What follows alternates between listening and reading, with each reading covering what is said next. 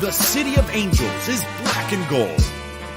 You are listening to the Heart of LAFC Podcast. And now, Joseph Zacher.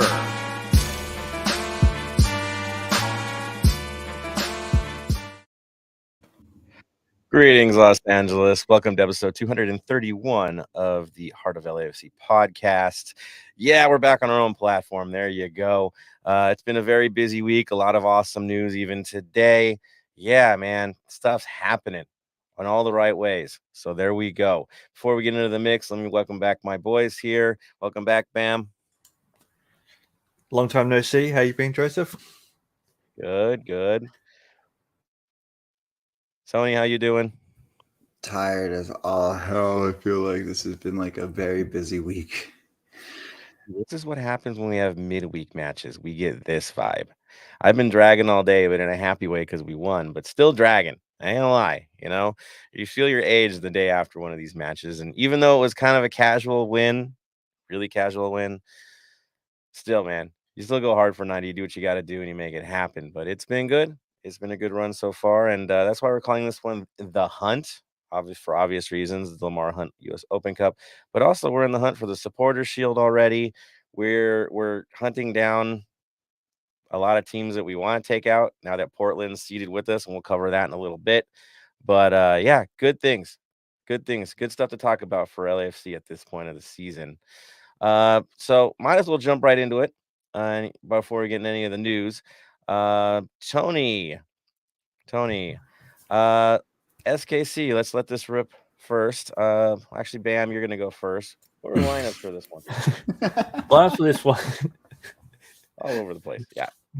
That's all good. So lineups for this one, we start off with Crepeau in goals, Palacios, Murillo for Hollingshead in defense, Ilya Sanchez in I would call him more of a defensive mid role.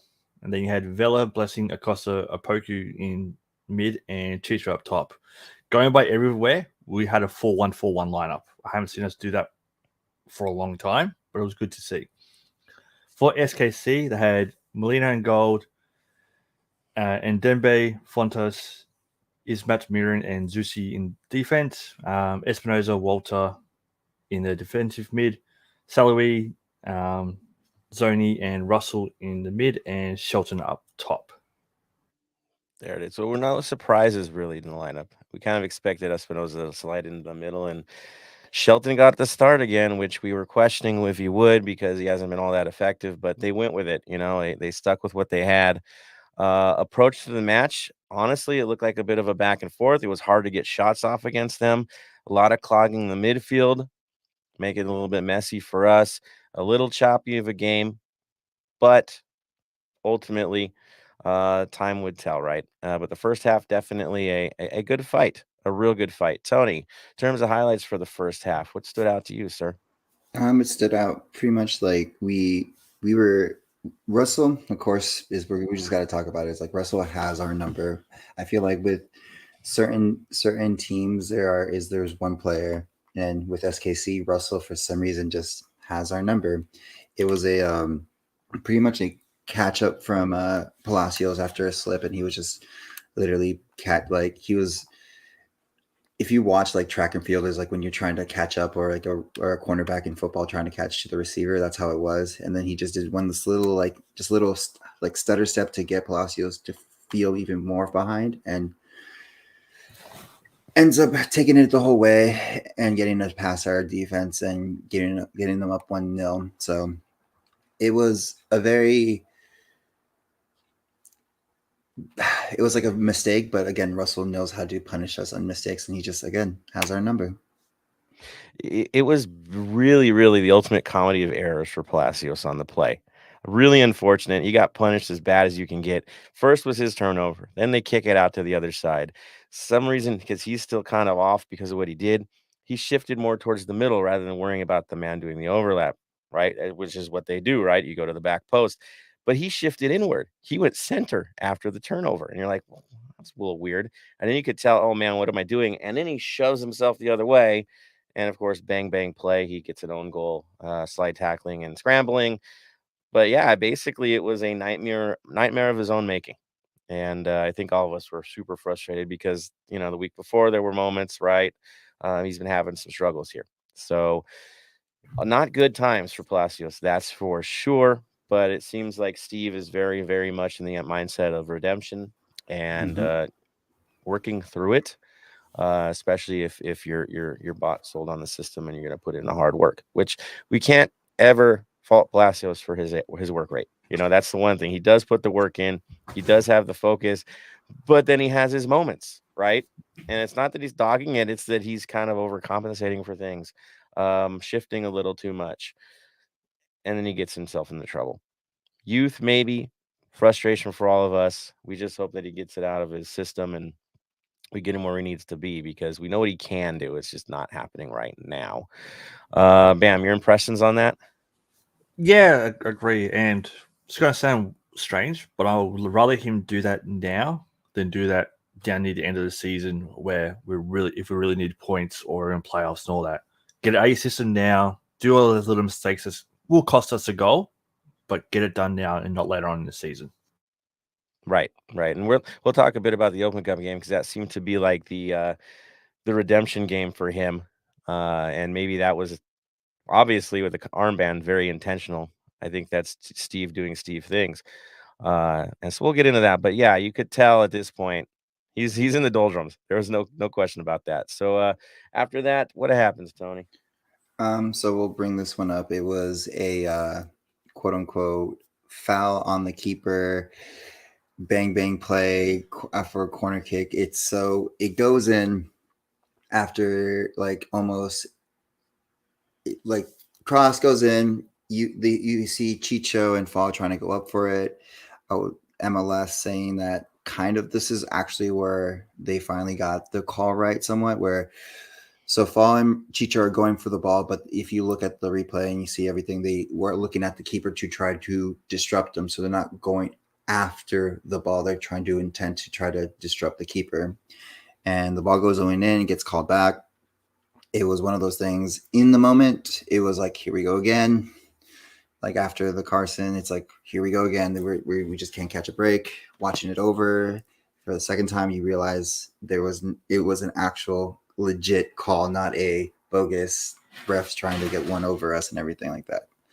So in the moment, it felt like they were getting one over on us, but I understand how they protect the goalkeepers in this league. It's fairly normal. And yeah, intent, you could kind of tell where the intent was at. Make contact, get messy. If you get away with it, cool. If you don't, keep going. Now you got an angry keeper. So it can't hurt too bad. That's for sure.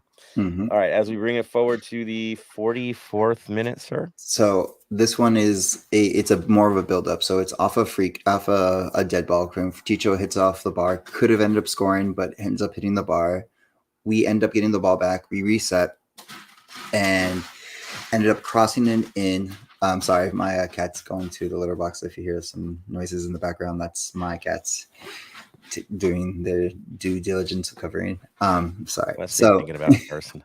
Yeah, exactly. Yeah, maybe. So we cross it in. Fall heads it back. It heads it perfectly into a perfect spot where Chicho is on sides, kneels down, and just heads a goal. And we go back. We go in 1-1 into the half. So it was a really good ball. Everyone thought he was like SKC throwing their hands up like he was offsides. But again, I feel when we talk about the Open Cup, I feel Chicho, that goal against Carson, finally put him into the mindset that he needs to be in. Like, even though it was an easy goal, it's like you just need one to get your rhythm going. Yeah, he's basically worked himself back in now. We're seeing the Chicho of old. And it's a beautiful thing to see because now the weapons are here. Without a doubt, we got some weapons now. So what I really liked about that goal too was the moment it hit the bar from the set piece, he didn't stop. He ran into the box. A lot of players would have stopped, went, "Oh, I've missed it." He was like, "Nope, he's come back out. We can still get a goal here." So him showing that, although it hits the bar, I can still get a goal from it, shows a lot from him, which I'm looking forward to a lot this season. And I got to say, it must be also within our side and the expectations of our players, because like Orlando when Murillo came in. Same thing. You crash in, you get in there, you follow through on a play because you don't know what's going to happen next. And now we've seen it twice now where we're the ones that leg out the play and it earns us a goal. Good news. Good news for us that the work rate is right from our guys, which again, I don't question that, but intent, right? Intent is something that's a little different with this team, and it's refreshing to see.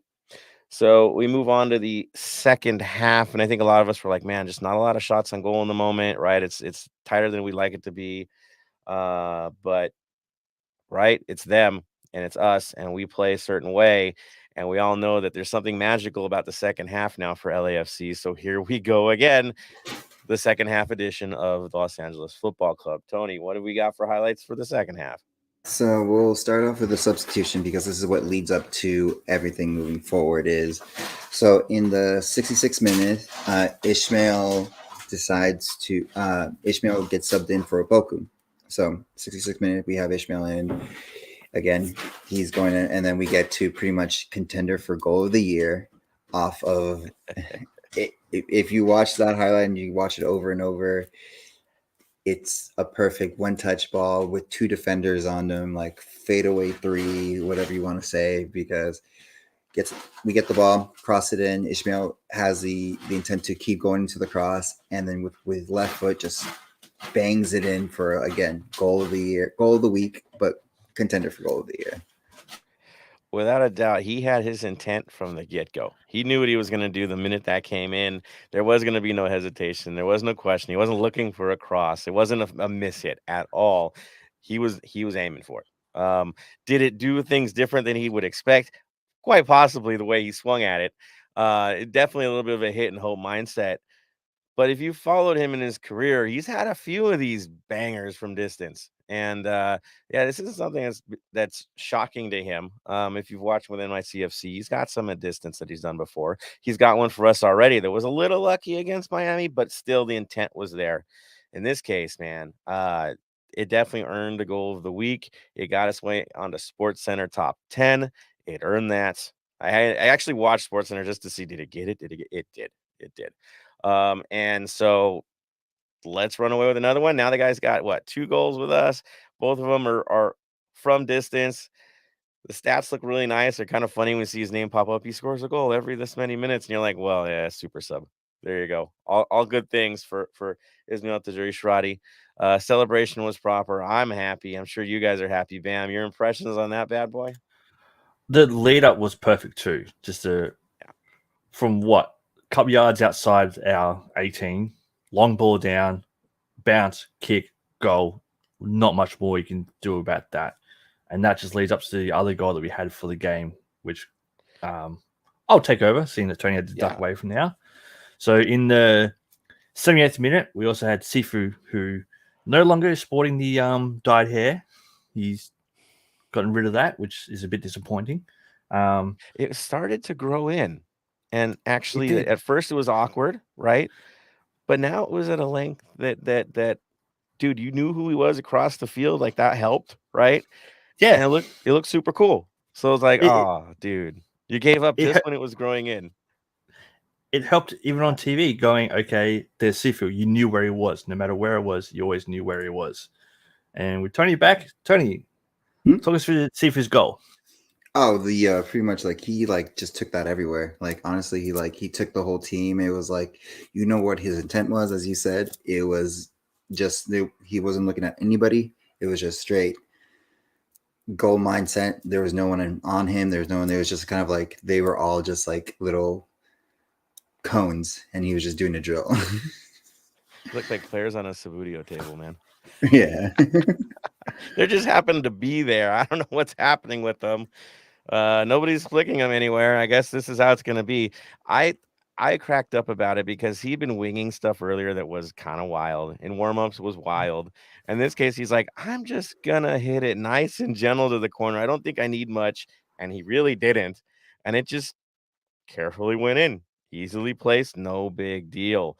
It was kind of nice to see how anticlimactic, like the way his approach to that goal was, because that's all you need, man. Just put it across the line. That's all that matters. So good on him. He earned it. He's been earning it this season. He was due. I think we can all agree he was due for that one. So, Bam, your take, sir? It was going to come sooner or later. I'm glad it came now. Again, with Chicho, he'll get the confidence. So as long as he doesn't get injured, expect to see some more goals coming from him. And once again, we win a game. It doesn't require a goal by Carlos Vela. Doesn't. And we're still just as effective getting the job done. He plays different roles. If we've mentioned he the versatility side of Carlos Vela. You don't have to completely depend on the man. He does the little things at times, and they still get the job done. So 3-1 on the day. Again, first half was a little funky. Second half was us being us now, the new style. And we walk away with another fun victory and a highlight goal and an entertaining crowd on a nice warm day. So good. Got that one out of the way. And what did that get us back into the standings, guys? Yeah, that's right. The Supporter Shield standings. We're back on top because, Philly ain't undefeated anymore either. So back to it. We don't have to focus on Carson nonsense. We can focus on us, where we're standing on our own, and looking forward to Open Cup, which we can bring that next. But final impressions, Tony, on the match itself. What was your thoughts on it, man? It was a good, honest rebound game from that upset that we got in Carson. This was gonna, like I said, people were looking at us to see how because this was gonna be, again, first loss of the season. We were coming off, and it showed that we're still the team to beat, the team to pretty much run away with this whole league at the moment. You know what I mean? Because we, like, as we keep saying, is we have the depth. Even when international break comes in, like, we still have depth to replace those players who are going away, to try to make a spot on the World Cup teams and everything like that. So overall, I like the intent of, like, again, SKC is not doing so hot this season, but as you saw, Russell has our number. For some reason, they like to come up and play us harder. And it was a good 3 points. It was a good sunny day. It was, like I said, nice way to get back on top of the leaderboard for Supporter Shield / the West.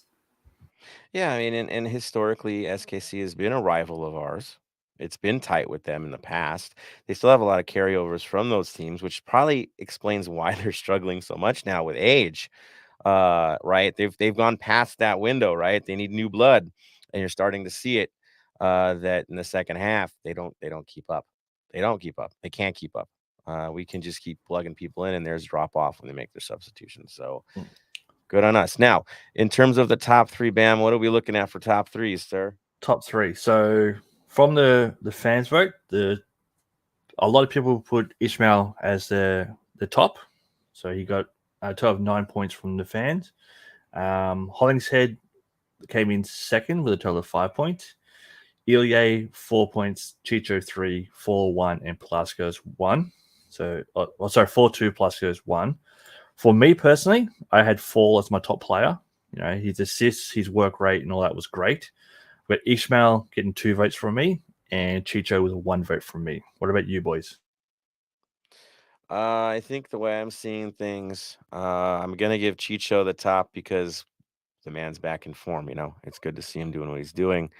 Fall would also be on probably my 2, and then 3 goes to Jerry Shradi because, dude, honestly, I should probably make him 1, but I'll give him 3 for this one. It was a nice finish. Not a lot of minutes, but a nice darn finish.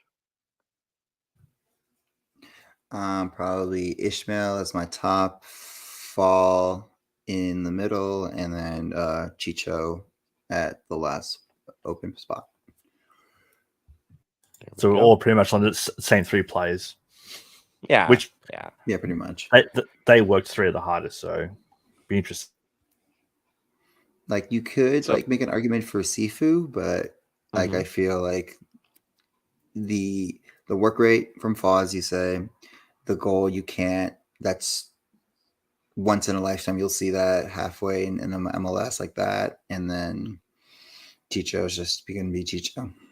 Yeah, and with Chicho's the missed free kick that Fall got on the end of to put back into Chicho. So, dude, that header from him, man, like, I don't know how he gets the elevation he gets. He doesn't have a lot of space, and he still gets up there. It's darn impressive. Really is. But yeah, it's again good to see it working. Shout out to Ilie on this game as well. I know we didn't put him as top 3, but you're playing your old teams, your first time against them. It's not easy to do. It's not.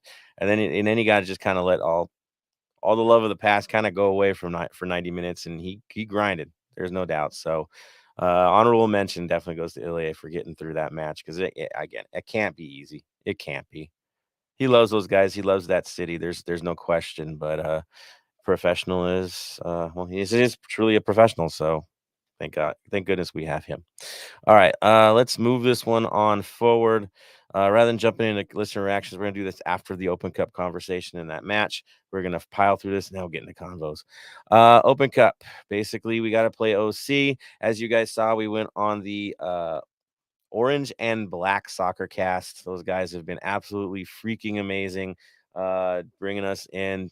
They asked us to do it. We were more than happy to do it. Shout out to all you guys who jumped on as well to support the interaction between both clubs. I mean, there's supporter group involvement in that too. It's great. It's good to see.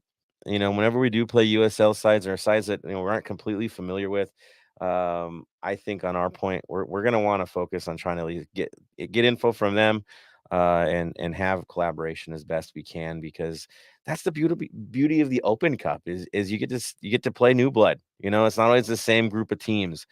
It's something different and something you can't predict. Yeah, it could be lesser teams in terms of where they are in standings and all that in the league, but on the day, energy wise, that's a cup final for them every time they go out against a team like us, right? They got everything to play for. Those players have everything to play for, because if they do impress, they could be wearing our kit next year or another team in MLS. They've got everything to play for. Of course, making history for your side, taking out an MLS team is fantastic. And going in the lead up of this match, even while we were talking on the pod, we found out there were some huge upsets this week in the Open Cup. And so that's what makes it all worth it. Union Omaha taking out Chicago Fire in penalty kicks after thinking they blew the game by giving up a late penalty. This is dramatic stuff that we don't get enough of in MLS, because of, again, there's an aspect of this league where some of the drama is taken out in league play, right? There's not a whole lot at certain periods of the season, but in this one game knockout, all the passion is there. So it's beautiful to see what they were doing. And then to see Columbus get taken out with Detroit City FC, who just moved up. They were semi-pro. Now they're in USL Championship. Like, huge transition for them. Their politics and the way they've built their club, and they're being a fan-owned club. This is crazy town, right? They're going nuts. Painting their own stadium. Look at the history. The Northern Guard, those guys are special. I'm telling you. To have them get this success, it's outstanding. And then to find out that they got a really friendly draw today as well, which gives them a really good chance of even going farther in the tournament to possibly play another MLS side. I predict them to win this next one. This is awesome. This is why we do this. This is why the Open Cup exists, is because you get this drama, these upsets. And so good stuff. That's for sure. So for us, we got to play OC. They were the defending champion. They, as you heard on the podcast, they lost a lot of players due to winning the championship, right? Guys got to go make their money. They're going to go move on. Elite teams got to make their money as well. So they lost a lot of people. They brought in Kubo Torres for this year. A couple of new faces trying to make it. But again, they're struggling right now. They're trying to find themselves. The system is the same. The actors are different. And so they're going through a lot of it. And against us, they try to play the same system going in. Bam, what do you got for lineups, sir? So lineups for us was a massive shakeup. So we had McCarthy in goal for his first start for an official game for us. Ibiaga, Henry, Escobar, and the captain Palacios in the back. Mid, we had Blessing, Sifu, and Janela. And then up the top, we had Chicho Opoku and the player I told the guys from the pod, Moose, to keep an eye out for. For Orange County, they had Rakosvi in goals, Acosta, Jaworski, and Henry in defense. Venovavu, Pedersen, Rocha, and Okoli in defensive mid. They also had Iloski and Kuningas in mid and Torres up the top. There it is. And so really the only familiar face for all of us would probably be Cubo Torres because he played for Chivas USA, because he played for, I think, Houston, he played for Atlanta too. Kind of bounced around, went back to the Liga MX for a bit, came back again. So he's a journeyman. We know who he is, right? That's probably the only name. But we also knew from our friends over at OC, at the Orange and Black, that yeah, we got an idea what they were going to bring to the game, and they did. They brought what we were expecting. The approach, of course, was them to try to use the wings to get around us. Problem was we weren't putting up with that. Even though we had so much change to the lineup, it looked a little choppy for the first, I'd say, 5 or 10 minutes. But at that point, 11th minute, what happens, Tony? Band's player to watch as Orange and Podcast is the Moose scores. You know what I mean?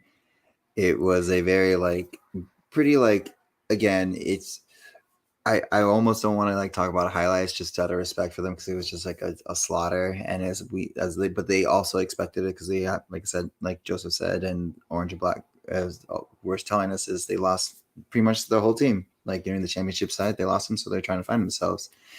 And brilliant plays and stuff like that. Like I almost want to talk more about the supporters we met at the game and all that stuff. Yeah, sure. We will. But sorry, but yeah. So yeah, 13-minute Moose ends up scoring the goal. Nice, good, clean ball as it was almost 2019 Bob Bradley esque passing, opening. Okay, we're in front of the goal. Let's shoot. Right, short hit. Yeah, nice finish. Made it look super easy as if he's been playing every minute, no problem. No pressure at all, easy finish. Beautiful play. Play continues on. Obviously, at this point, we're taking full control of this match. It finally looked like we were comfortable. They had one crazy opportunity, right, where they launched one at our goalkeeper, thought he was too far off the line and tested him.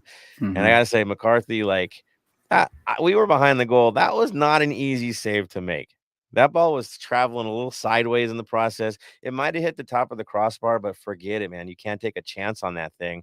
And he did the job. He made the save. So that was really the one big threat they had.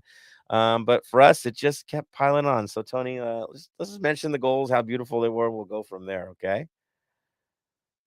It's the second goal was a nice crossbar from Palacio from outside the box, and Chicho just one times it almost I feel like it was in the outside of his foot and just chips it in, and that was my player to watch. And it's just I actually went up to you, Joseph, and I was just so far we're 2 for 2 in players a while, so we just need Hollingshead to end up scoring, and we'll be we're batting 100.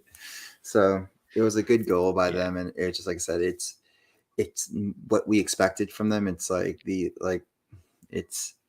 was yeah. What they're supposed to play. They played the way they're supposed to play. Mm-hmm. It kind of fell as we predicted.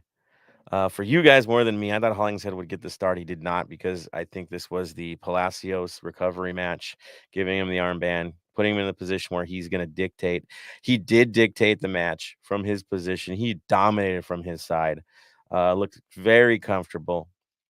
Really was. I mean, it got to the point where they were putting so much through his side. I'm like, man, what happened to Escobar on the other side? Are you gonna give him a shot, But it didn't matter. That's where the weaknesses were for those guys. So you got to take advantage of the weakness.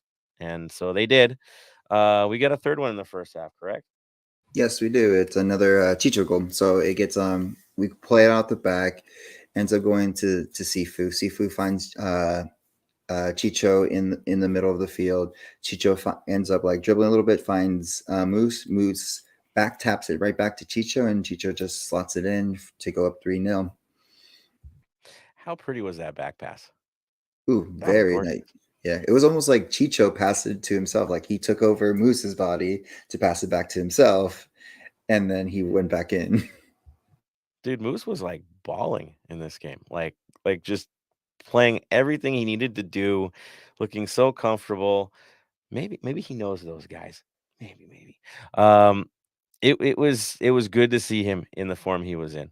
refreshing to see him. So we got the 3-0. This is what we take away from the first half. Impressions on the players. Escobar looks like he's back in it. He's ready to go. Maybe we'll see him against Cincinnati playing on that side.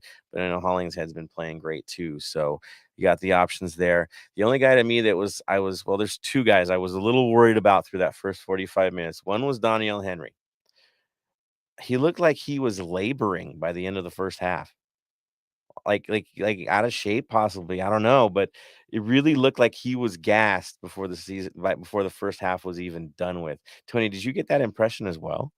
Yeah, it kind of looked like he's like not 100%, and this was his opportunity to see where he was at. Like usually as everyone here who follows LAFC, it's like we don't play anyone unless they're physically fit and match fit. But since was like, again, not taking Orange County for granted or anything, because you never know, they could have shown up and playing gangbusters and destroyed us. Because look at, like, there's 4 MLS teams already out of the US Cup. So this is a good opportunity to see what honestly Henry is, but I think he's not 100%. He was coming off injury. Like I said, we'll see moving forward how he is, but it wasn't looking too hot. If that's his current pace and the way he's going, it's going to be really hard to crack the lineup against MLS competition. I know how good he can be, and I don't think that was the level that he's used to being, to be honest. He really looked kind of down on it. You could tell him and Ebiaga were also struggling a bit to communicate in the first parts of that game, just because, again, they haven't been on the field like in a match situation all that much, so they had to get used to themselves. You could tell that out. The lineup was filling itself out early. But again, as it kept going, they got real comfortable and took over. The other guy to me that I just didn't seem to have the greatest game was Janela. Seemed to step slow. He really did seem to step slow, and this was a match where he needed to really impress, especially with Cincinnati coming and the potential for more squad rotation this weekend, knowing who the opponent is. He didn't do himself any favors. I think that's an easy thing to see in the first half. Bam, your impressions from the first half? From the grainy stream that I had to find on the internet, because, hey, US Open Cup's not available worldwide, which yet the draw is for some reason. We looked like we were ready to play, and some of the fringe players were stepping up to show, no, I'm ready, I'm fit, I want to play. Like, Moose had an amazing first half.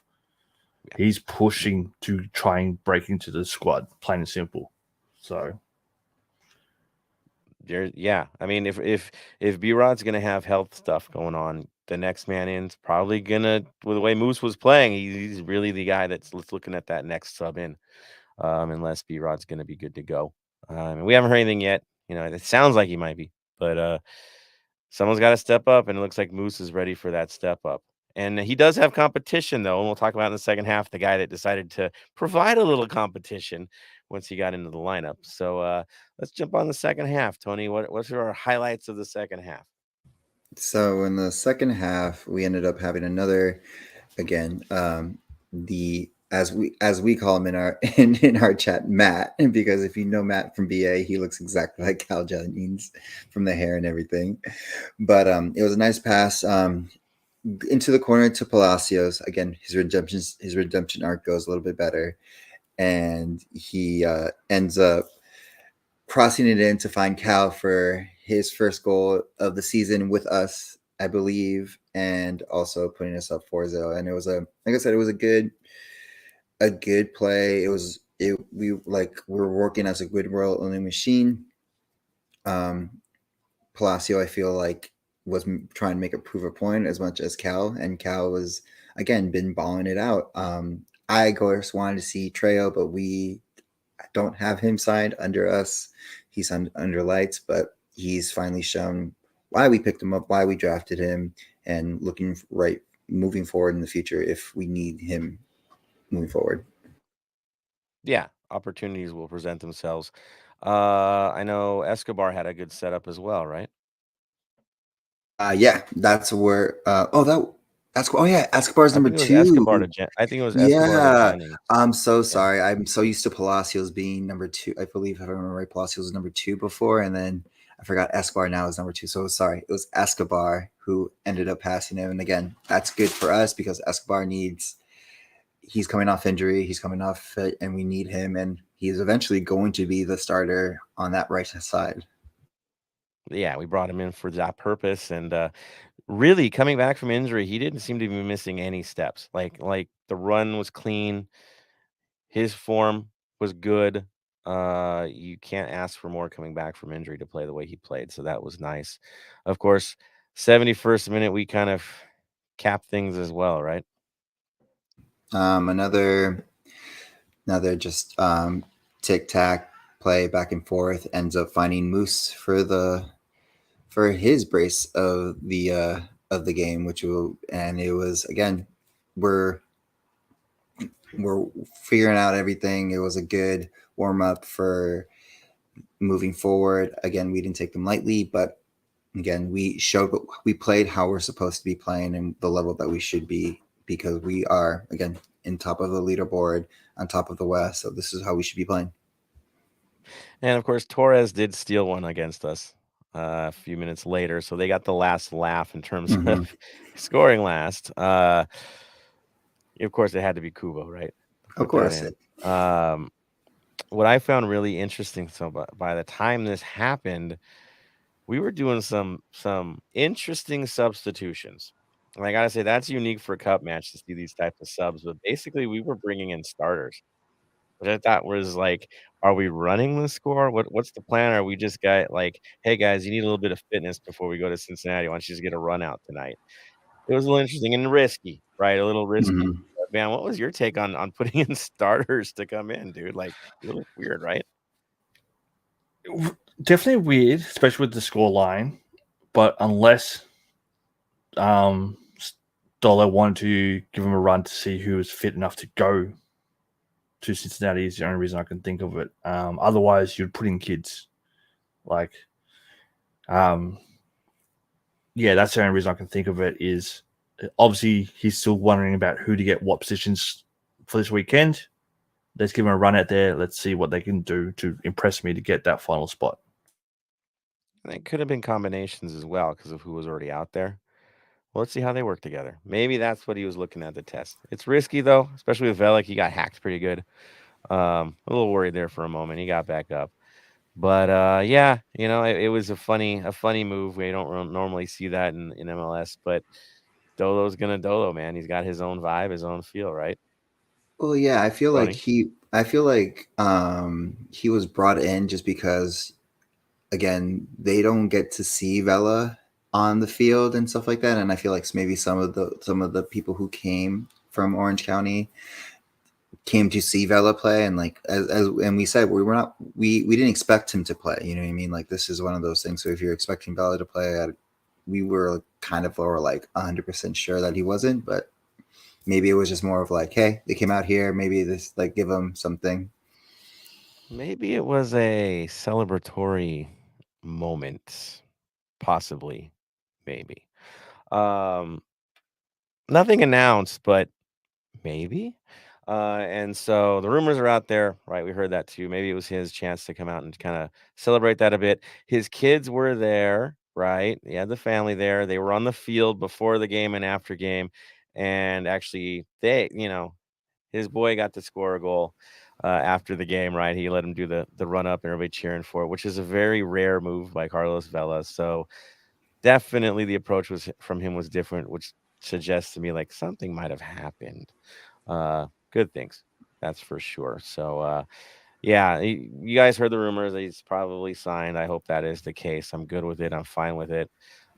He is who he is, and we know what he can do when he's fully fit. So all good things, and he's obviously the glue in that lineup. So there you go.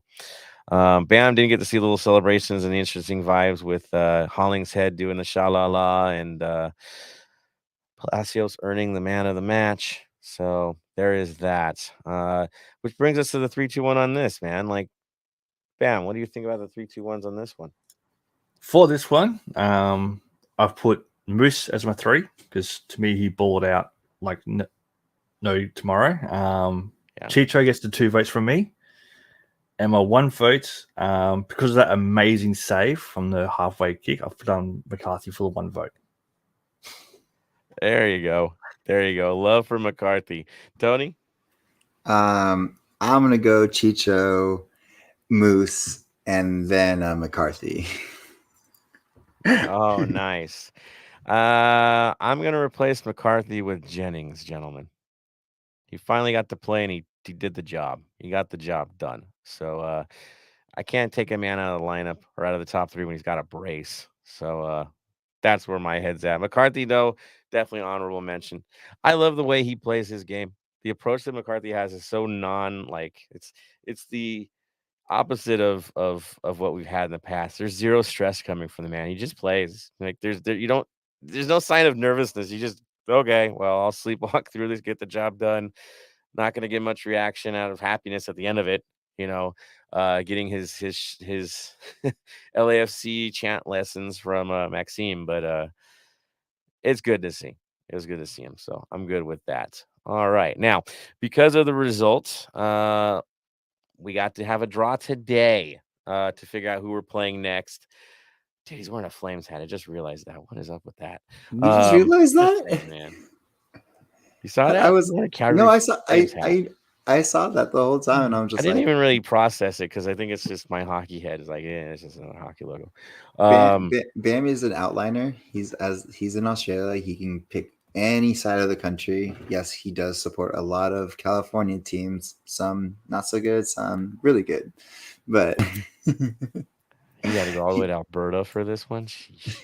No. There is a reason. There is a reason. A mate of mine invited me around to his house to watch the NHL. I rocked up and he goes, "You gotta support the Flames or you get the F out of my house." Well then. First game I watched, so I was like, okay, done. I'm a fan. That's okay. I get it. I get it. The logo is cool though. You gotta admit. But there it is. I know. Train of thought. It caught my eye, and I'm like, Flames, man. All right, fine. Open Cup. So let's go back to it. I thought of Bam because when we were talking about the draw, if you guys watch the chaos that is the U.S. Open Cup draw, it's probably the most shambolic thing you'll ever watch. Usually tournaments, when they do draws, they're really cool ping pong balls, right? You got the bowl, it's gonna do its thing. These dudes went with envelopes. They're basically opening mail on a live cast. Like what is this? And then they're using like random fans to pull it.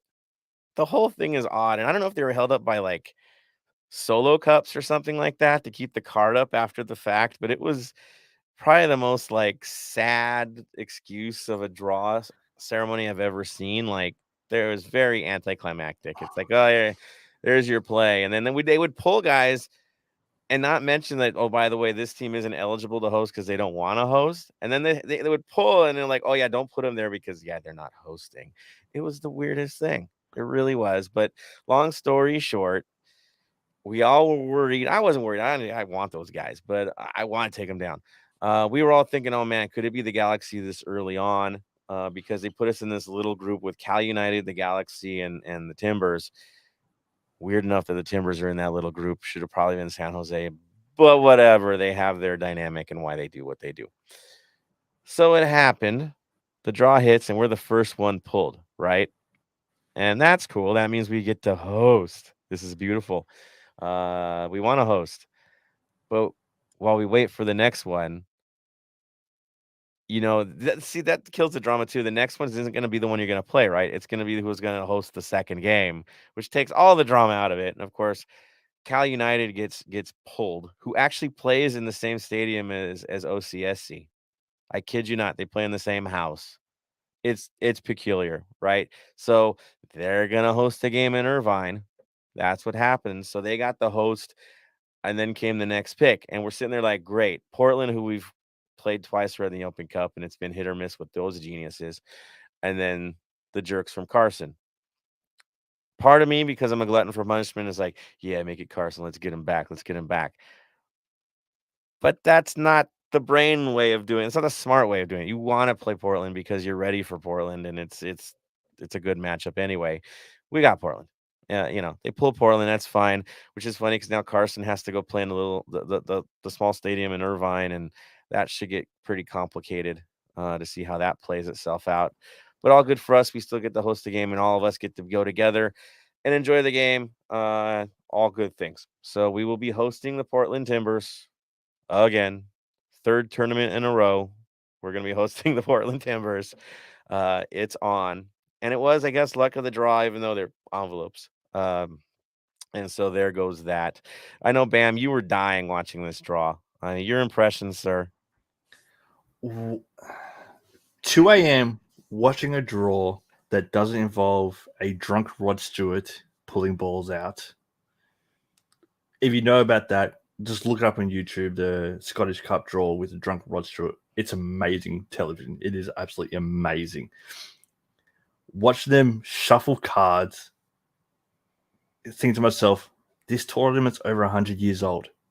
They obviously know there's a better way to do it. They have to know. Well, what's worse is, as of 2010, it was a blind bid draw to host. A blind bid to get the host. Like, that can't be crooked, right? And then this was their solution to that, as being of chance. So, yeah, I don't get it. It seems very dull, blasé, but there you go. It's pretty much going, have a look at FIFA. Yes, they are corrupt as corrupt can be, but they still do fair draws the way they do it. Right. It's just funny. So, what else? We got to play Portland again. What a shock. We hate those guys. They hate us. Not the fans. It's on the field, man. They're just nasty. They play nasty. They play dirty. We know we're gonna get bumps and bruises, but we've got enough guys to provide the dark arts now that we can match the bruiser stuff. And let's be real, they're not gonna get another bicycle kick. It ain't happening, man. That's not the norm. Maybe, I mean, he gets a lot of them, but it took a lot for them to get a goal on us last time. Pretty lucky. So bring it. I think we're ready for it. We're gonna be that much stronger by the time we play them. I'm good. It looks like it's gonna be a Tuesday night, guys. Did I see that right? Did you see it? Yeah. Well, they haven't announced it 100% yet. Like they said, it could be a Tuesday or Wednesday game. So 19th or 20th is what I heard. Yeah. Right? Mm-hmm. Mm-hmm. Yeah. And then on the calendar, it's holding that we're doing it on Tuesday the 19th.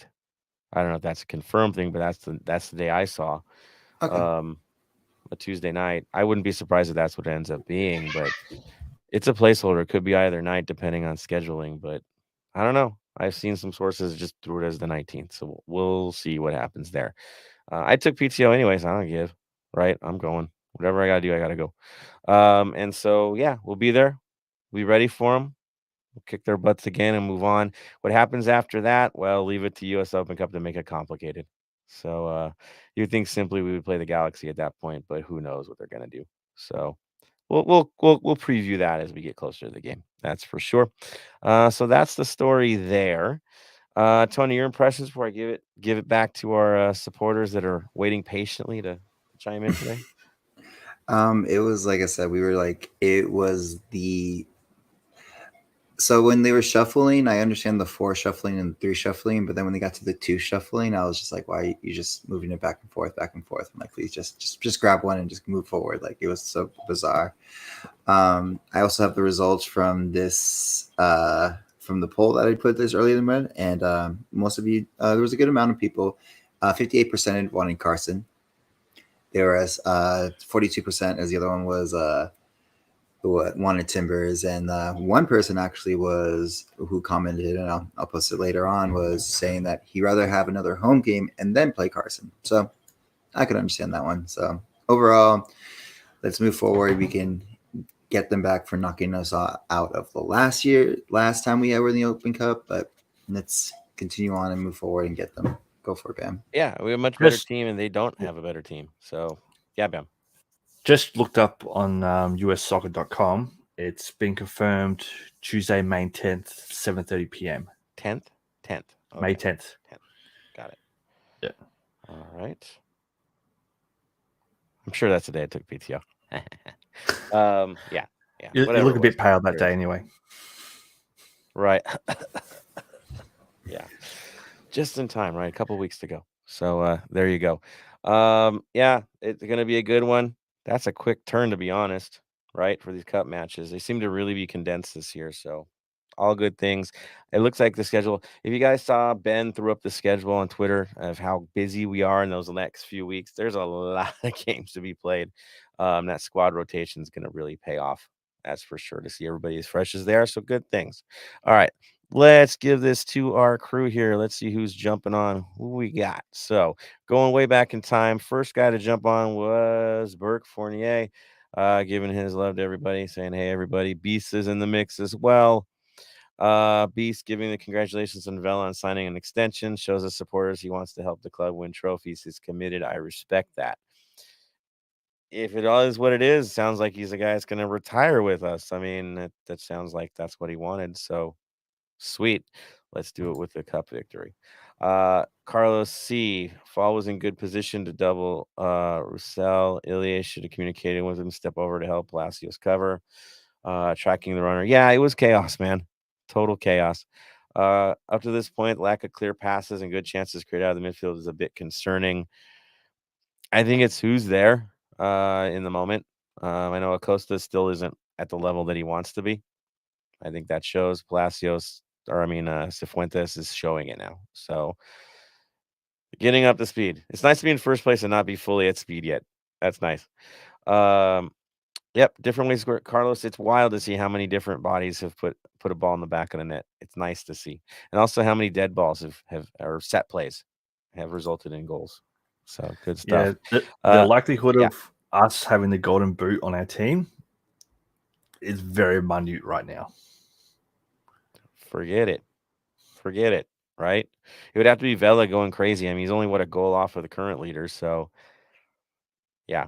I mean, we'll see. We'll see. I think you're right, Bam. I don't think that if we play our system, that's not the focus. Definitely not. That might be a sign of weakness if it turns out that way. So, good call, sir. Beast Ismail Tajuri Shradi becoming a super sub. Yeah, he's got the new blessing vibes. He comes in, here we go. And those blessings, the guy they're both coming in the game. If they're not on the lineup starting, they're both coming in at one point. I think that's almost a guarantee. Carlos C says Fall got his assist right in front of me. Kid has hops. Yeah, I swear, man. He really does. LAFC Wolf is in the house. Cool taking a picture with you, man. Thank you, dude. Dig the selfies, dude. We all dig the selfies. You want to come over and say hi? Please do. We love having the conversations, guys. It is always a blast for us to talk football. More than just being on camera and talking into a mic. We like to talk to real people, right? That's what we do. So never hesitate to reach out. That's for sure. Carlos C, great game from the guys opposite Vela. Casey determined not to let Vela beat them. Yeah, because he has a history of that. Hey, Dean is on here from OC. Dean from CLC here. Enjoyed hanging out with you and your supporters at the match. Great hospitality. Dude, it was an honor to have you guys. Every step of the way since you invited us right into the mix. Back to you. Class act all the way, man. Again, we can't wait to go down there for a game and pay you guys a visit. We know the hospitality that we're gonna get, and how friendly you guys were. So we're looking forward to it. That's for sure. An excuse to go see Vegas, right? Yeah, there it is. You got a scarf as LAC well. Wolf. What happened? You got a scarf. I was gonna say you got a scarf as well. We met I did. I got a county line coalition that's gonna find its way onto the wall. Mm-hmm. Yeah, and we'll feature that one. One of my kids is running around with it right now, or he was somewhere. So it got swiped. Yeah, all good things. Wolf says one of LAFC goals, 27 passes in the making. It's beautiful, isn't it? When you start seeing things work. It's good. It's what we do. Hector Gonzalez, I've never played on a team. Is there an unwritten mercy rule? I feel like the team could have scored more goals. There are no mercy rules in football. I mean, there's respect, right? If you're playing a team in a lower division, honestly, you play the game. I think that at the end of the day, you just play the best you possibly can. You got to do your job, because if you go away from your own approach to a game, that's how injuries come about. That's how trouble comes about. You get yourself stuck in when you don't need to. It's their job to defend. It's their job to do their job. Mercy. No. Substitutions usually are the act of mercy in many cases. In this case, it wasn't. But hey, we've got form, we got things to do, and we got a big game this weekend. So there you go. Beast. No diss to the girl and her father, but that draw was a joke. Is US Open Cup that cheap using envelopes instead of some type of balls? Rigged in my opinion, giving LAFC Portland. It's convenient. We host a game, they make a little money off of that. Everybody wins. They get to have us take on Carson if they can get through Cal United. You never know. Um, in a later round, right? More profile, bigger profile. Uh, could get interesting. The weirdest thing is we have them on the actual schedule for league, and if it keeps pushing down the line, it could be one of those cases where we face them twice, right? Within a matter of a couple weeks, which that would be a war. Uh, we'll see. Yeah, interesting. Of course, Carson gets California. Yeah. I mean, yeah, you kind of were expecting that, weren't you? Smalls can only be passing was amazing. Let's keep that moving forward. Yeah. Ooh, beast. Kubo Torres is a punk for that foul on Vela. Wasn't even a football foul. It was a frustration foul. Those types of fouls can injure players. Yeah, it was classless, man. He lost his head. That's for sure. Beast, my opinion, Vela could have had the night off. Yeah, but you get the sense that he wanted to play. That's the vibe I got. Is he wanted in there? He had his, he's got his son there. Like, I think he wanted to be a part of this. It's respect to the Open Cup too, guys. That he wants to get minutes in it. So it's all good.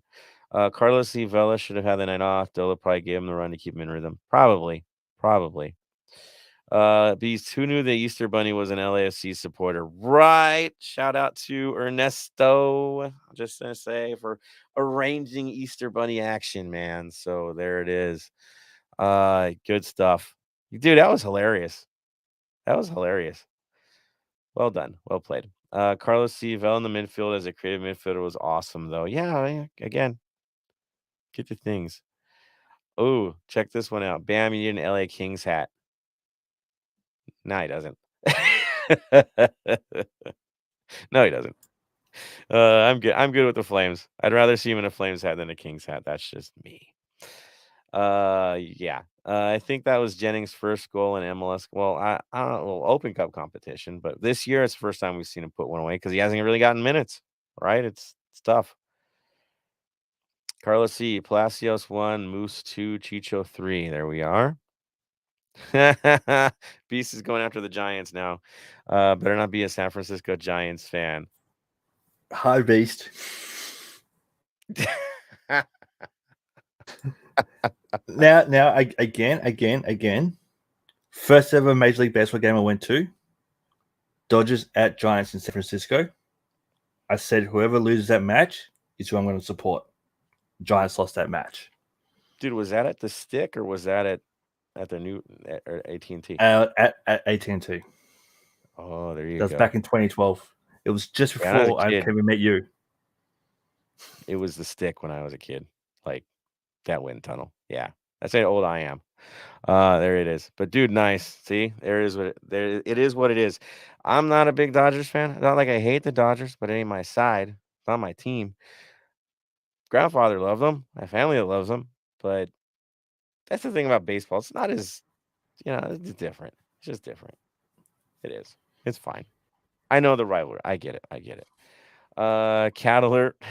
Tony getting a call out from Beast. Ping pong balls from the grocery store, right? I mean, they could borrow some from our tailgate. We have plenty of there's probably ping pong balls floating around our tailgate. So there you go. Let's see. LAFC Wolves, LSC versus Timbers, next Open Cup. Yep, there he goes. Let's move forward. Get off my lawn says, what's going on with B-Rod? Is he injured? He had a hamstring injury from the Galaxy game. And you don't take a chance on a hamstring injury. It's a long year. So I get that he's deactivated. Even if he can play, they're not going to risk him right now. It doesn't make sense. Not when other guys are moving and doing the job. It's okay. He can rest. That's fine. Oh, good one. It was weird seeing you guys on the OCSC podcast and not doing half the talking. it was hard for me. I gotta say, like sitting there, like putting my hands together, like, okay, I'm just gonna answer questions. It's y'all know me. So that was pretty funny for sure. For sure. But we enjoyed it. It was a good time out. I'm sure one day we'll be playing them again at some point, and hopefully we can have them come on ours as well. Mark Lopez, Vela, Tam overlapping with Griezmann for a couple months at least, maybe years. We'll see. We shall see. LAC Wolf, it's the first game this season where I was happy about the referees. MLS should bring them on board for regular season games. It was fair. Doesn't have to be the greatest flow in a game, but it was fair, and I'll take that. Right? Give me a level field, even if you call it a little too much, because I think that there was a lot of cases where things weren't allowed to just play out. Right? It was quick to the whistles. Yeah, that's the only thing you complain about is it got choppy because of the way the officiating was, but they weren't putting up with it. I think that's pretty much what it was. They weren't going to let it turn into a bloodbath or anything like that while they chased the game. So there it is. I'm with you, Wolf. It was better than what we've seen before in MLS. That's for sure. Good call. All right. Let's move on forward to club and community news. Tony, what you got for us, man? So we'll start with, of course, the 32 membership. It's open. You know, at this point, I'm almost a broken record. You know, $30. Get a scarf, helps with TIFOs, any 3252 stuff moving forward, so on and so forth. But again, register, helps SGs keep their stack in 3252, helps SGs get a bigger voice, also helps with allotment tickets, because then it's like, oh, this supporter group has more supporters, they should go through and give them opportunity. And yeah. In other news, this is not LAFC related, but more us related / one of our good friends, as you know, a friend of the pod, contributor to the pod, Arceli, finally announced that she is a freelance social media reporter, I believe, if I remember what it was, for MLS Next. Yeah, it'll be MLS. She'll be covering MLS Next, which is we're gonna have a team in MLS Next. I think next year, guys. So we'll get familiar with this one. And one of the MLS Next teams is actually still in the Open Cup. They got to play NYCFC in the next round. So something's going on there. That's kind of cool. But yeah, she's gonna be on the front end of that now, covering it, which is a really good place to be honest. And hopefully it leads to bigger and better things for Araceli, because as you guys know, she is absolutely amazing. We've been blessed to get articles from her and have her cover us and jump on with us as well.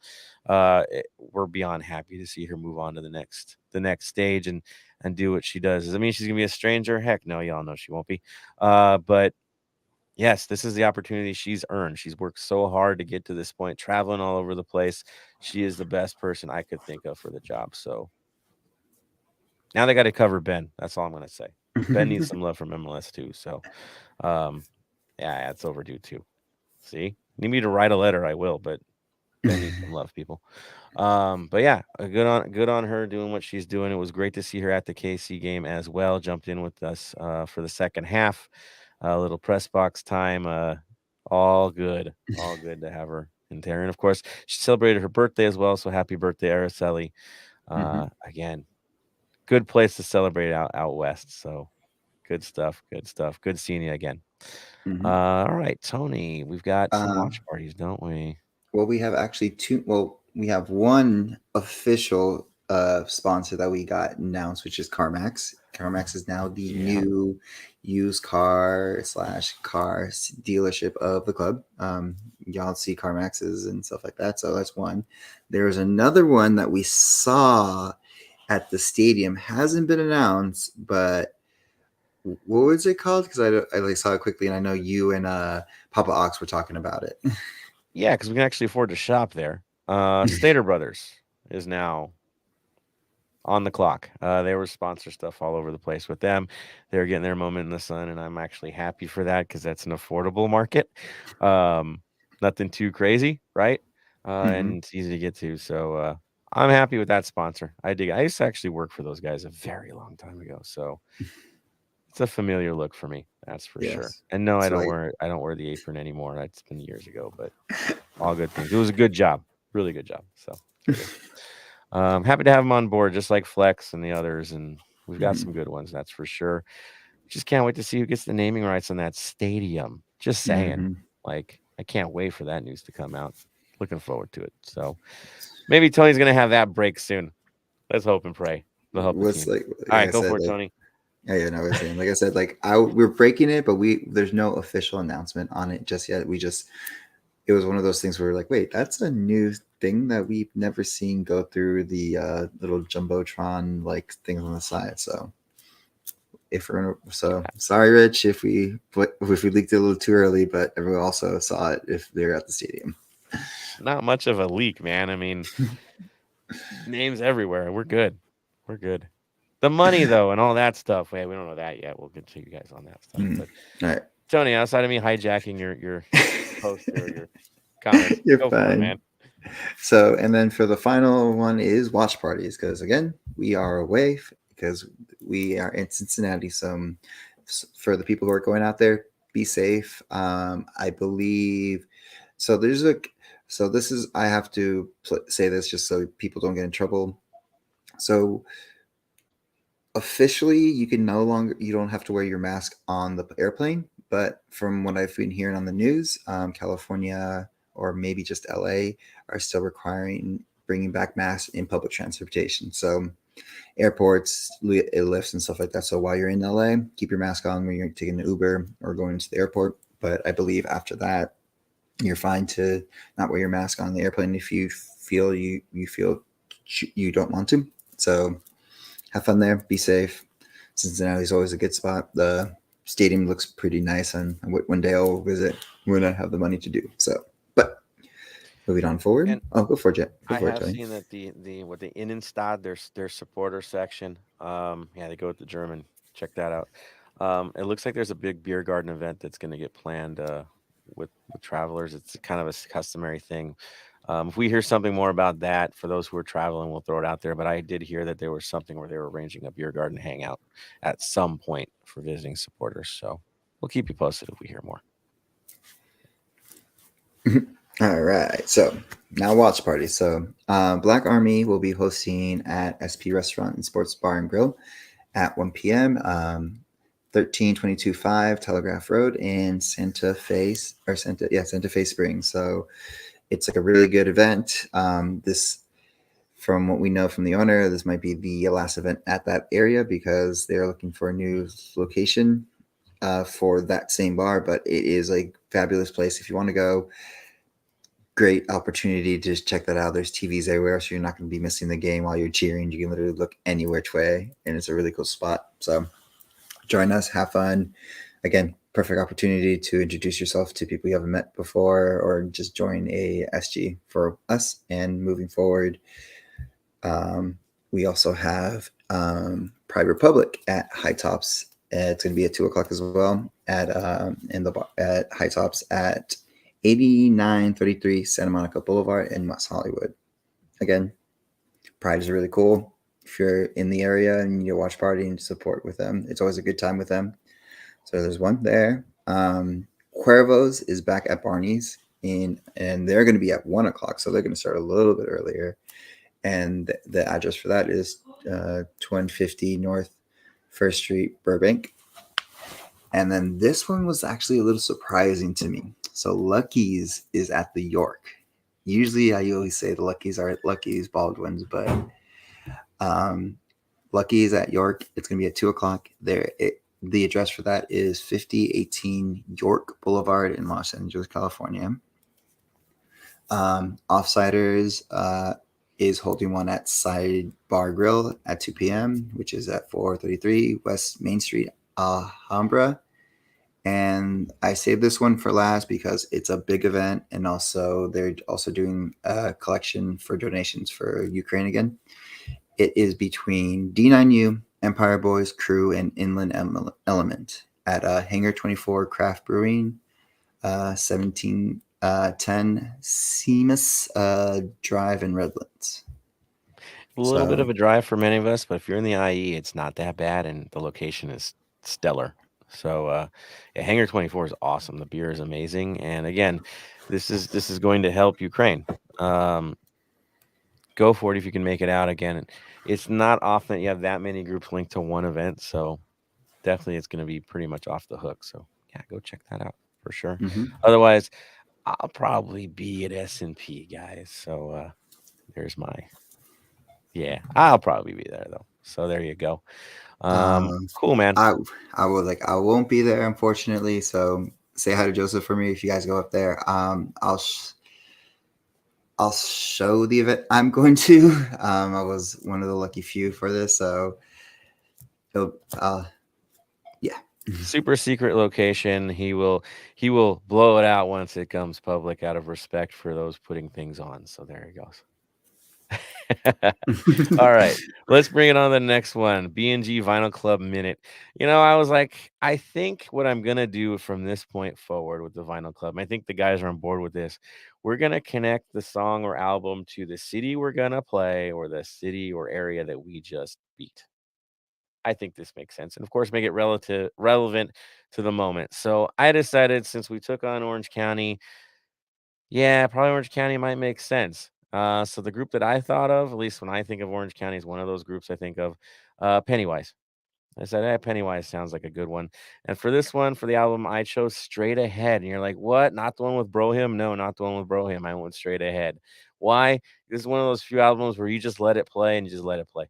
Like, you don't have to skip. Just let it go, man. Let it rip. And also Straight Ahead, because that's our messaging. We have a lot of games going on. We're making good progress. Straight ahead, people. Let's make it happen. Move. So there's my vibe, guys. Pennywise Straight Ahead album. I think that was like 1999 that bad boy came out. So a very long time ago. So there you go. My vinyl of the day. Now, on to FC Cincinnati, because y'all wondering what's going on with those guys. I know most times when you say FC Cincinnati, it's usually a part of a punchline. I get it. It's been a punchline for multiple seasons now. Shots fired. I don't care. They've earned it. You don't build what you've built, because they've got actually a great field and all this set up, and everything's set up for them except for the darn football club. Everything with that, right? So they got some work to do. They got to wake up. They got to get it right. And so here we go. They got to play us. I think they're trying to find themselves. Yeah, it's a rainstorm. You hear it? It just hit here too, Tony. How that's far apart, guys. But this is massive. Like, I think it's a hailstorm out of nowhere. All good in Australia. Sun's out. There you are, people. Cincinnati doing their thing, trying to find themselves. They've had up and down games. They look like they might be real this year. In other cases, they look like, oh boy, they're worse than San Jose, which is a hard thing to be worse than. But yeah, they compete to be that bad. I don't think it's going to be the case for much longer. I think they found something here. So we are running into a team that, while the results haven't looked that great, there's signs of life. Bam, how are things been going for them? What's going on in the last 3 matches? Yeah.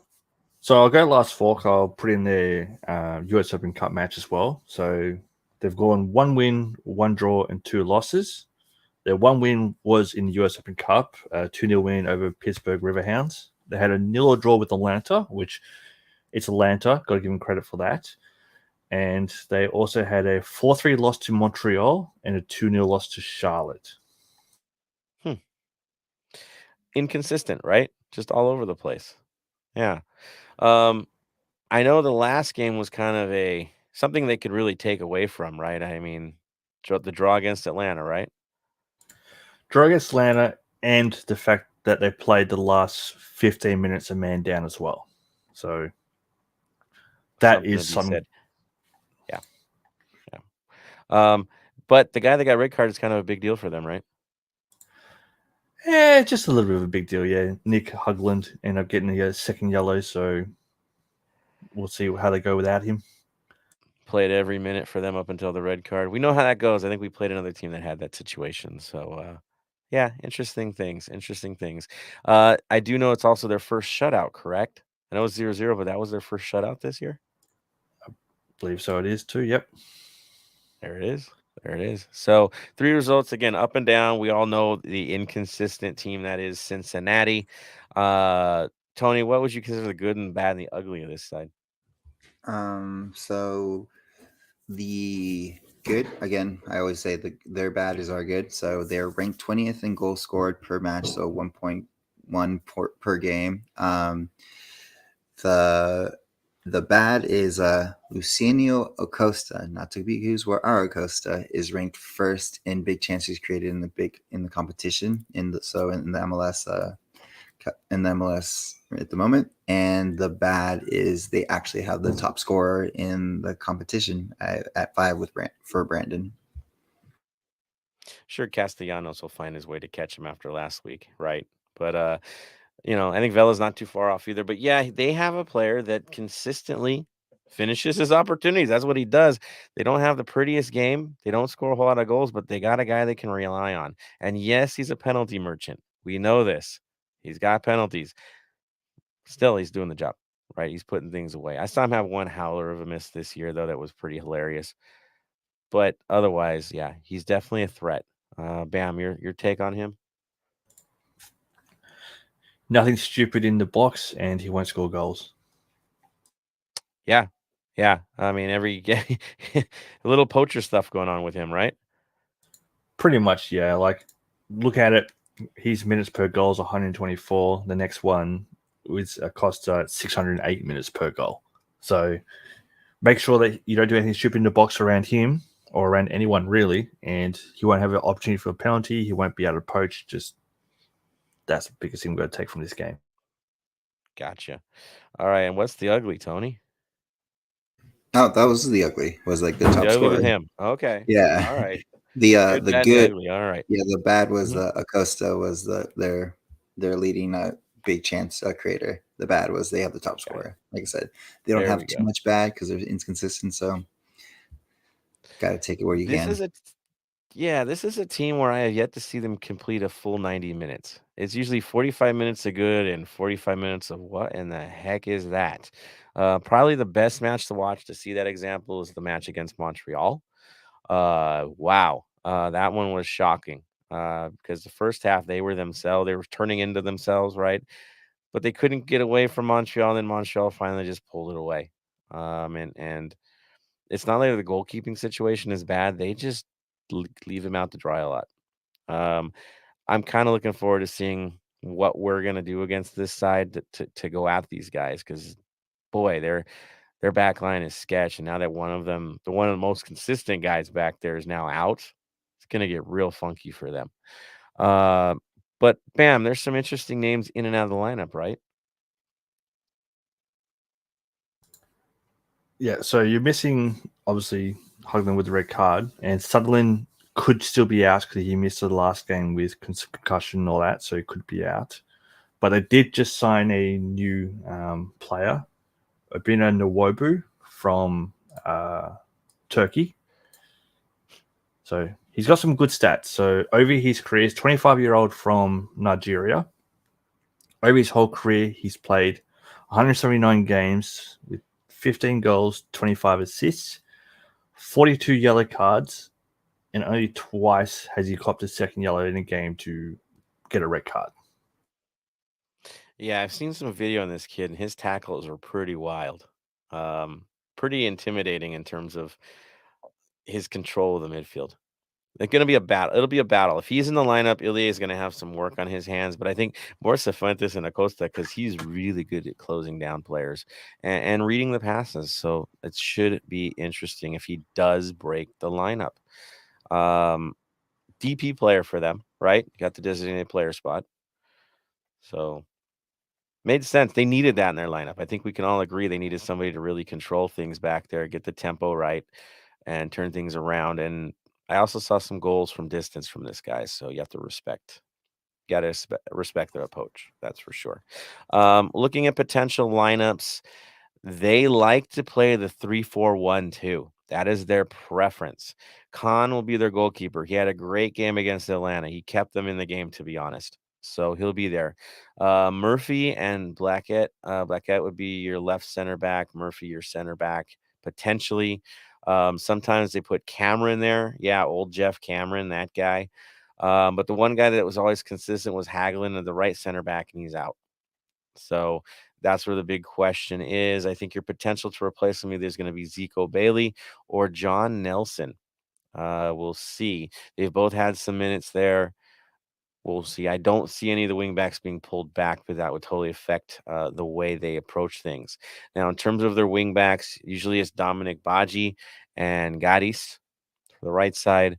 Midfield, it's basically Acosta at the front of it with defensive setup from Moreno and Kubo, or at least holding setup from those two. That was the last game. The last time they were out, they put Kubo, same guys, no shock there. So that should be the trident they have in the middle. Up top is the story. It's usually Brenner and Vasquez. I don't think there's going to be a surprise there if it becomes the same. That's your standard, to be honest. Other names that you might see, we mentioned Nelson. Harris Madunjanin will definitely get minutes in this game. He is a bit of an impact player for them, but he's coming off the bench a lot this season. I think that's a guy they're probably expecting to play and start more, but he's having trouble cracking the lineup. Alvaro Barrial might get minutes. Nick Markinich might get minutes. Again, they've got a big hole to fill. I think they were getting used to this lineup, and now they've got to kind of shake things up. So we'll see where it's at. Bam, any other takes that you get from their lineup? Anything that stands out to you? Not really. You pretty much nailed it all on the head. So the impact players as well. We'll see what happens with that. But the biggest thing is who's going to replace the defender. That's the biggest thing, which is also something that we have to talk about too. Yeah. We'll talk about that right now. I forgot to mention Baji does at times play striker too. So if he does, then Powell gets in the lineup. Elvis Powell from Jamaica. We will see. We will see. But yeah, our lineup, it is interesting to see who's going to play in it. This is one where now that we've seen rotation in the Open Cup and saw who got significant minutes, does that mean those players with the significant minutes, that means they're going to sit for this one, right? Does that mean they're out for this one? And of course, when Bam's talking about who's out of the lineup this week, Bam, who's the big face out of the lineup this week? Well, unfortunately, because someone's been a naughty boy and gotten too many yellow cards, Mamadou Fall is going to have to sit out this game due to too many yellow cards. This is 100% confirmed, correct? Yes. No MLS funny business? Right, unless we can do something over the next couple of days with under backdoors stuff, I don't think so. You mean we can't borrow any envelopes from U.S. Soccer to fix this? No? Okay. No. I went there. Yeah, I know. Falls out, that hurts us. I think that probably makes sense as to why we saw Daniel and Sebastian Ibiaga getting some time. It makes sense unless somehow the miraculous Segura appears out of nowhere and goes, I'm back. It doesn't sound like that. Right, Bam? You're not expecting anything like that, right? No. I look at it, if he wasn't right to be in the starting lineup for the US Open Cup, just leave him at home for this game. Yeah. Same with B-Rod. I wouldn't risk sending B-Rod over. We don't need him for this one. We really don't need him for this one. I know he would have torn him up because Hagelin would be his area and he's out now, right? It would have been, he would have had his lunch with these guys. But, long term, we got bigger games coming down. And it's a thick schedule. So I think we're with that. So with Fall being out, who's your prediction to go next to Murillo? Because I don't think there's any question Murillo's in the lineup, right? No, Murillo's going to be in the lineup. I look at the defense being Palacios, Murillo, Hollingshead, and I'm going to throw out there and go Escobar. I'm hoping it's Escobar. I really am. So, midfield, what do you see? Midfield, Sifu, Blessing, Acosta, and Sanchez. Ooh. I don't think we're going 4 in the middle. 4 in the middle. So interesting. Okay. All right. I wouldn't be surprised if I wouldn't be surprised if we end up with a 4-1-4-1 again. Oh, you think we're going to go back to that again? I think we're going to do a 4-1-4-1. Even though we're playing a team that wants to play the wing back madness. Actually, they play pretty much the same thing that OC is playing, right? Yeah. the same thing. So you think it's gonna be 4-1-4-1 this week? Yeah, I'm gonna go 4-1-4-1. Ooh, interesting. Tony, what are your impressions? What do you think we're gonna see from this one? I think we'll just see the 4-3-3, to be honest. And like with Fall being out, I do agree. Ibiaga does get the start because again, he's a good replacement, not speed wise. And I hope Escobar starts midfield. There's no questions who we have there. There's no questions up front. I don't think you change anything. Maybe again, we don't have B-Rod, so Aboku slots in. Chicho probably gets a start. It's like I said, it's more the question of who doesn't get to play than who gets to start kind of thing. You know what I mean? Because it's like we keep saying, we have so much depth. Like missing somebody is not too bad because we have a player who plays similar to them or like can pick up their position. So Interesting. Now I have a thought. I think honestly, I think Escobar does get his start finally. He looked ready in the last game. I think it's about time. I'm on the Ibiaga and Murillo bandwagon. That's for sure for this week. The story is left back. They used Palacios the entire game. Okay, gave him the armband, put on his show, did his thing. If you're putting that many minutes on a player, are you planning on playing him for this one? The guy that got limited minutes, the guy that really got limited minutes in this one, that I don't know if we were quite expecting, was Hollingshead. So he was rested for the most part, which suggests to me that he's getting minutes in this game. Rotation is what they said. So you think the guys that got the full set of minutes are the ones that don't get to play this week or get limited minutes. That's why Blessing got to run out, right? There's a chance he doesn't start this game. That's what I'm seeing. So I'm thinking maybe Hollingshead finally gets to go back to his left side. Get to test that out. This is a good team to test it out with. That's for sure.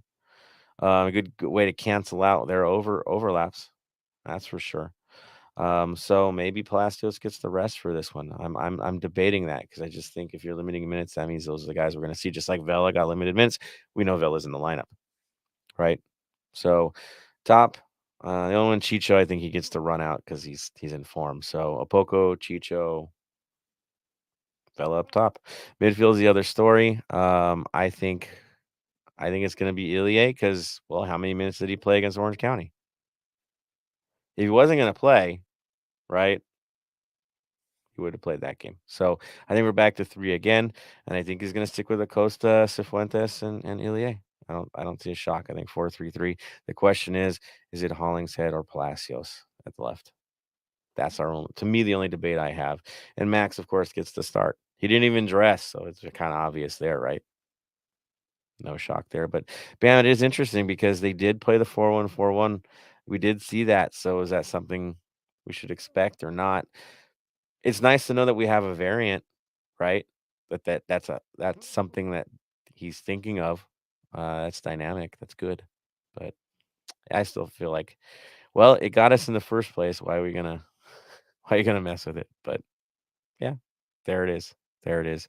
Any other thoughts, guys, before we throw this out to everybody else? Tony, thoughts, changes? You're good, right? no, yeah, like I said, I agree with you. Is like I didn't think of Hollingshead and everything like that because it's like it's very, like I said, this could be his chance to again score again. So yeah, I kind of agree with you with that one. Maybe Hollingshead does get the start. To me, it's after so many times of Hollingshead playing on the right back, I forget he also plays left back. So It's his real position. Yeah, his natural one. Yeah, I don't know. It's interesting, and now it's a nice luxury to know that Hollingshead's versatile now. Yeah, it's good to know that. That could get him a look-see from other people that are looking for players to do something this winter. If you have that versatility that might be needed, especially as an outside back position, if you're effective, that's hard to find these days. So there we are. All right, let's bring us to the mix. Let's get everybody's conversation, get into this, see what y'all think. Let me pull this one back here. Ooh, man, it looks like we got some people talking. LAFC Beast loving Stater Brothers. I just had to throw that out there. All love for Stater Brothers sponsoring us. Get off my lawn. I've never been to a Stater Brothers. Sounds lit. I mean, if you're in the IE, you know all about Stater Brothers. So that's all you got to know, people. Starting tomorrow, mandate takes effect. Oh, really? Is that what's going on? Okay. Beast. FC Cincinnati could be a trap game looking for LASC to get another one on the road. Yeah, no, let's hope not a Vancouver trap kind of game where team's terrible but step up against us. We don't need that. We don't need that. Carlos C. Is Fall not playing against Cincy because of yellow card accumulation? That's the suggestion. That's what Bam found. So, yeah, we're thinking not. Beast also wants to see Escobar. I'm all about Escobar. I love players that are able to use the dark arts, and the man knows how to use the dark arts. Carlos C. Palacios, Murillo, Ibiaga, Escobar. All right, which would be kind of your typical expectation for minutes played, except, does Hollingshead threaten Escobar's spot or Palacios' spot? Yeah, just my world sees it, what it is. Sifu Ilia Acosta, there it is from Carlos C. And Vela Chicha Mahala. Yeah, there we go.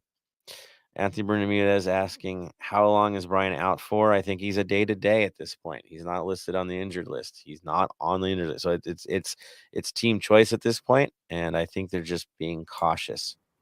Here's the thing. We have this DP that can service well.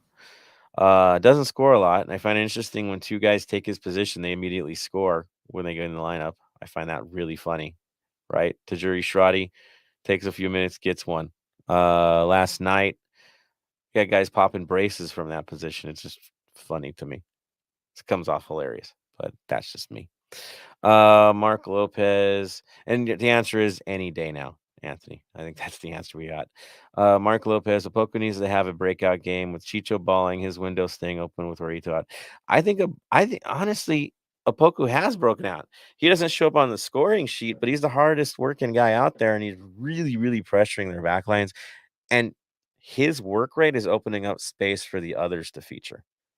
I think that's not appreciated enough, is that he creates such issues. And also, he gets guys yellow cards. He generates yellow cards for the other side by the way he plays. That he's doing the job. I think it's appreciated. But, yeah, you definitely want to see the payoff, right? You want to see him get that goal that he's obviously earned at this point.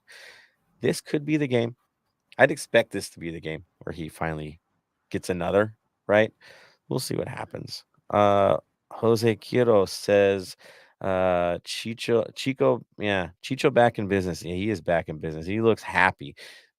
Chicho has a look on his face, and when he's got that kind of smile, you're like, yeah, he's up to no good in the best kind of ways. So, yeah, definitely swagger is back. Get off my lawn says, speaking of B-Rod, anyone else get a survey from LAFC membership with a question? 18th regular season match against Galaxy are interested, not interested. I'm wondering, how would that work? Did you guys get the survey? Let me go check.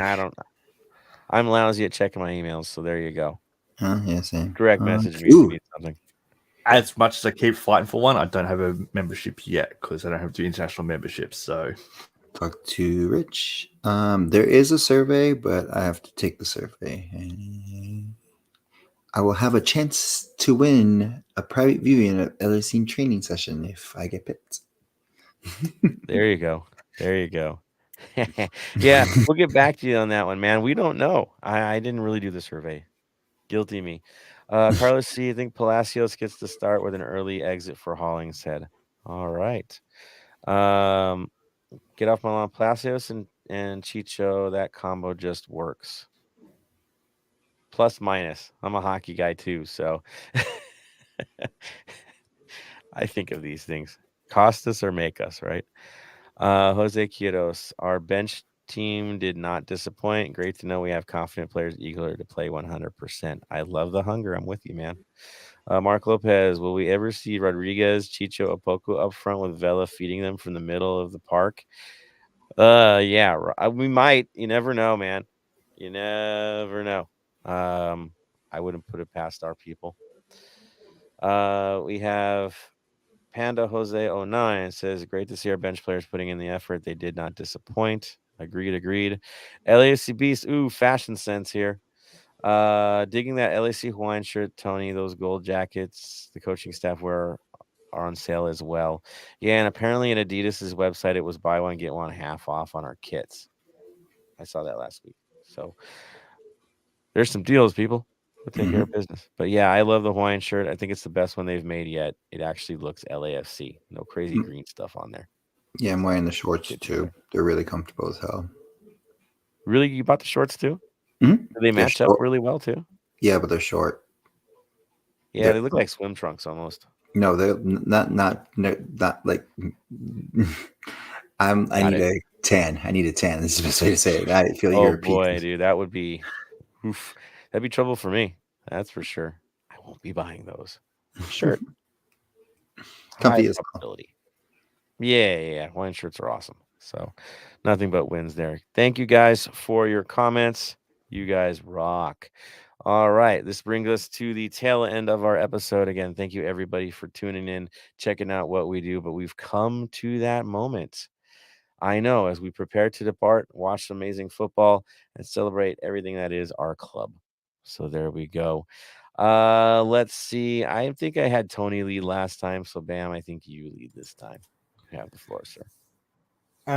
For me, once again, to the guys over at the Orange and Black Soccer Cast, thank you once again for having us on this week. It was an absolute blast. After the show ended, I think I ended up staying there for another 2 hours, just chatting to them off air, just talking football, talking to them about Australian football and all that kind of stuff. So it's great. At the moment, for our game against Cincinnati, I'm going to have to find a stream because it's not being shown in Australia. But at the same time, though, I don't know if I'm going to be able to watch it because on Monday it's actually Anzac Day here in Australia, which is one of the days here that we celebrate and think about past servicemen for the Army, Air Force, and Navy in Australia because it commemorates the landing at Gallipoli for Australia. So hopefully I'll be going to the dawn service that day and paying my respects. So for all you guys that don't know about it, recommend looking up on it. It is an amazing story of how Australia was royally screwed, put it that way. Yeah. But for everyone that's going to the watch party this weekend, go out, have fun. No matter which watch party you go to, if you've never been to a watch party, try and get to one, have fun, and let's just go get the W in Cincinnati. For the win. There we go. Tony, you have the floor, sir. Like I said, I'm hopping off on Bam. Thank you to the Orange and Black Soccer Cast. You guys were great. Also meeting you guys over there and kind of showing the the supporter culture that we want to build. And I like doing that with, again, when it's a rival, we don't do this, but when it's like a team that, again, we can try to build relationships moving forward. When we do co-visit them, it's like, this is how we do this. And just being in, I was in their section for a little bit, just in the back end, talking to him and seeing what they were doing. They're it was really cool to see, even to show the support, how many people that were there and stuff like that. So with that, thank you again. For the watch parties, have fun. Again, perfect opportunity to go to one of these things, meet new friends, meet lifetime buddies, everything like that. Have fun. But besides that, let's get 3 points, move forward, continue this run that we're going on, and yeah. There we go. I also want to give a shout out to Russell Buto. Good seeing my brother. Yeah, man. Again, just the OC supporters were on point for the day. Showing what makes the game beautiful. I think Bam will tell you this. What makes the game beautiful is the brotherhood of football. And getting to meet new people from different places, different worlds, and know that we all have this common denominator called football. And our shared passions, and that's the blast. You could be anywhere in the world. If you strike up a conversation on football, that is your connection. It is almost a guaranteed connection if we can talk the game. And so for our friends from OC that came up, they invited us on, to anyone that plays against us, reach out. We're always going to be good ambassadors for the game because we know the big picture without a doubt. So thank you guys for your gracious contributions and having us go on, and of course the scarves. And yes, I will feature the scarf on the wall next week and show where I'm going to place it, because it's a County Line Coalition scarf, which makes it even cooler. So it's about the culture. Thank you, Tony. Good old exchange over there, getting it done. But thank you guys for those of you that making the trip out to Cincinnati, because I know there are a few. Good on you making the trek to Ohio this week. I know, not the most exciting state in the world, but you're gonna have a good time. I know that it's still a cool place to visit. So good on you for representing us yet again, making it happen. Thank you to our fan base coming over, meeting with us, talking with us. Much appreciated. Tony, do you have something you wanted to jump on? Yeah, so I've been doing the survey as we've been doing this. So from Get Off My Lawn, the question is, how interested would you be in attending a 18th regular season game in a neutral venue? This is bad. That's me. I like home field advantage. What they're saying is they want to take home games away from LAFC and Carson and probably put it in SoFi permanent or something like that. Mm-hmm. I'll be the first to tell you, hell no. Hell no. That takes away from the culture. We have stadiums for a reason. We have homes for a reason. It's tradition. You play rivalry matches in your house, man. Like, it's the show, man. Like the tifo and all that stuff. You take that all away. I think that's like the bad side of modern football. So I will say no on the survey. Bam, he's got something to say. So go for it before I complete things out for the day. With Melbourne Victory, we had a understanding while Amy Park was being built in Melbourne Victory were playing out of what was then Etihad Stadium, now Marvel Stadium. And then once the stadium got built, we sort of contract that we had to play 5 games a year there. Those 5 games were against City, against Sydney, and against Adelaide. Those games got played there. Now that that's gone, we no longer have that contract. It is so much better knowing that every single game will be at your home ground.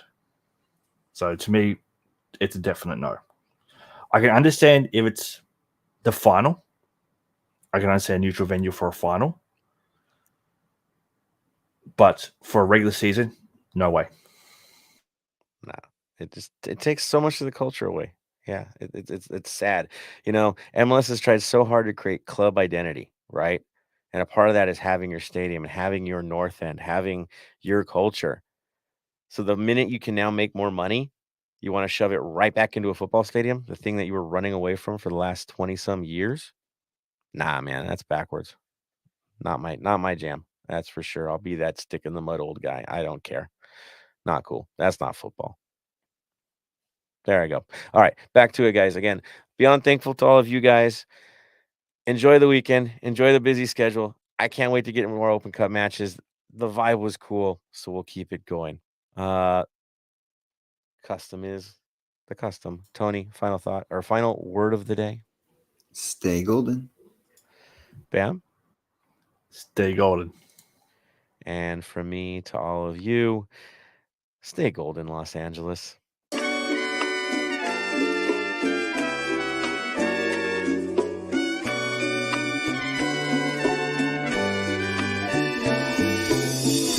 Thank you for listening to the Heart of LAFC. Make sure to leave us a rating and review on iTunes or Stitcher. Shoulder to shoulder, the black and gold is taking over.